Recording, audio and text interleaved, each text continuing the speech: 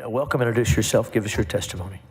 Good to see you, Mr. Chairman. My name is Ware Wendell. I'm testifying on behalf of myself and as the Executive Director of Texas Watch. For over 25 years, we've advocated for safety and accountability in our state. Respectfully opposed to the legislation. I much prefer to be on the same side with you, Senator in Middleton, fighting for policyholders, but we have a difference of perspective on this bill.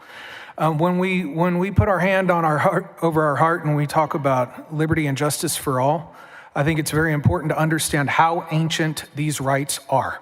They actually date back to the 12th century. They predate the Magna Carta in 1215. These are some of the very first rights that we as free men and women in the Western world won from the crown. So when we are intruding in this area, we need to be taking great care. It deals with the most widespread harm when we're talking about public nuisance. And Senator Hall, we still farm up in the panhandle with wheat and sorghum, and you were dead on with your example with those wind generators. I don't want that noise and vibration on our land. We still lease our land for cattle on our pasture. If somebody fouls our water table and our neighbors, we should have the rights to hold them accountable. This is about recovering costs for all of us, especially for the taxpayer.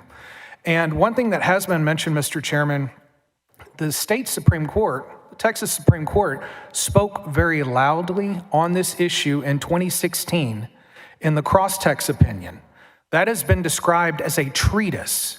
It is a comprehensive decision from them that sets the bar very high on public nuisance. It has to be substantial interference. Also, Senator Birdwell had a question about a scalpel. It already exists in law. And it has since 1994. I just found the case.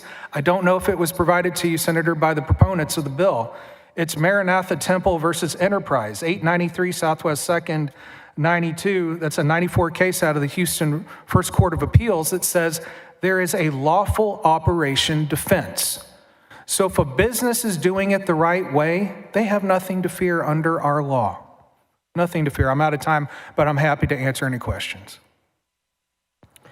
And thank you for your testimony.